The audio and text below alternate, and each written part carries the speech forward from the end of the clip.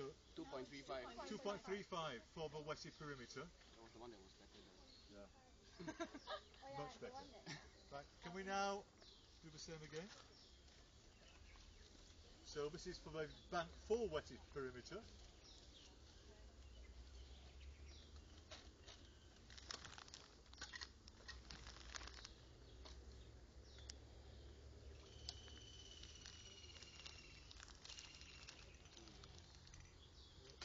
Ninety-two.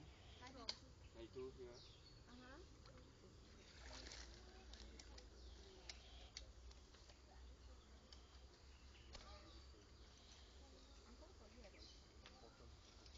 Thanks. Especially if I connect the battery.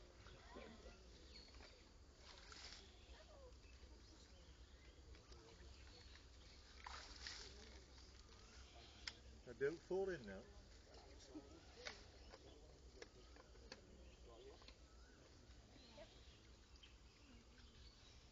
Is that the replacement for the dog biscuits? What? How much is that? It is? It is? Okay. 1.9. 1.9. 1.09 or what? 1.9. This part is 1.9 plus That's 0.9. not that one. 2.92 plus. 0.92 plus 1.9.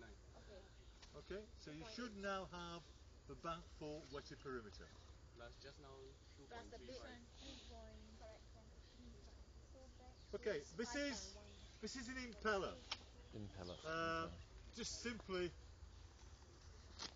this is a calibrated propeller, and it's calibrated so that the number of revolutions can be turned into meters per second. This is expensive. This is about, as I said, when I bought this, which is a long time ago, it was £1,000. Yeah, it's still there. So you're talking this now, and I was young at the time, so it's a long time ago. So this would be double if not treble. So you're probably talking about 6,000-7,000 Singapore dollars. But it's good. The thing about it is that you can actually pick out speed.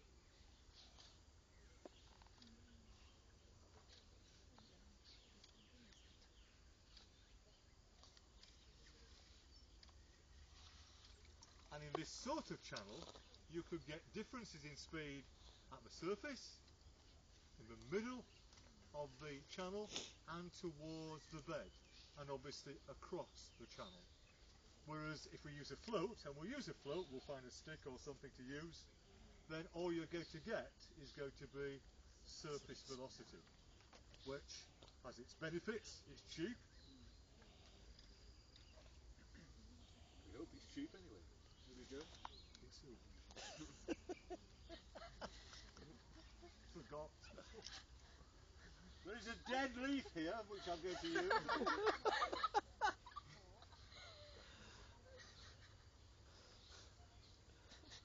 Okay, so we took that piece of dead leaf, but sadly it doesn't float. But here's a twig. This takes us back to Winnie the Pooh, the first great fluvial germaphologist.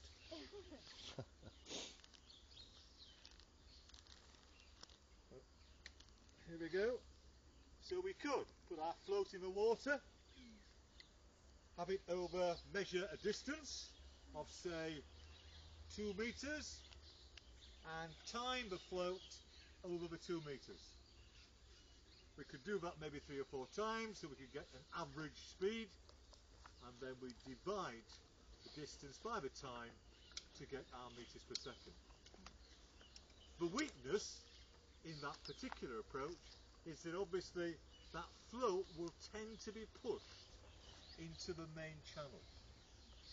So you'll only get each time really where the main velocity is. If we put it in the sides,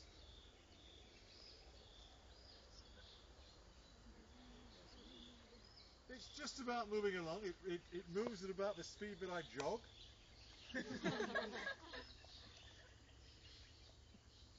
Yeah, it's moving, but obviously it's easy for floats to get tangled in with weeds and things of that nature. So what we'll do for today is that we'll just take 3 impeller measurements of the surface.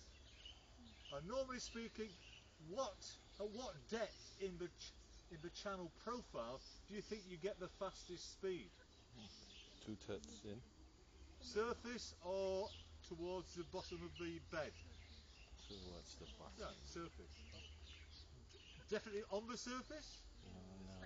Slightly below. Slightly below. You normally say about just below the surface. Just below the surface. 0.6 is often the best. Is the best. But we'll just put the impeller in just below the surface. Would you like to know choose your points? Maybe 3 points equidistant across. Does this have to face a particular distance? Do it I on think a it's 7. better you facing that way. That's right. Yeah. So you're not interfering with it. 3 points. Yeah. And maybe can we time it for 15 seconds, someone for us? Okay, here we go. Go down a bit lower.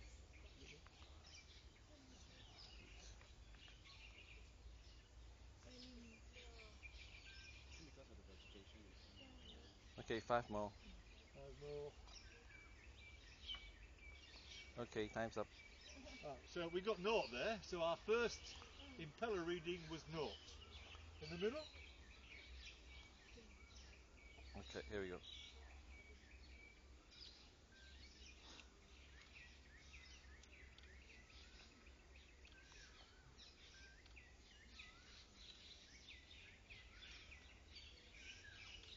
Okay, stop.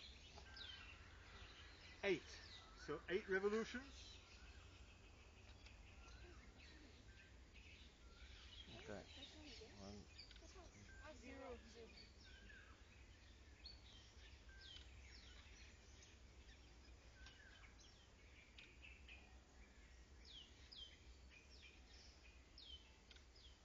Okay, stop. 5 revolutions. Okay. I think because it's so slow today, we'll just keep with the impeller and not do the float. But it would be easy to do it with a float. Does it matter if she stands in front of it? Yeah. Okay. That's what's called operational error. And if you were obviously evaluating your techniques, you would be saying, hey, yeah, sometimes we've always got the weed issues, got overgrown vegetation, there's questions about layer. And so you can use a dumpy level and a cross staff. Because what you actually want to try and get is the gradient. What many people do is to measure the gradient of the stream bed. What we actually want is the gradient of the surface of the water.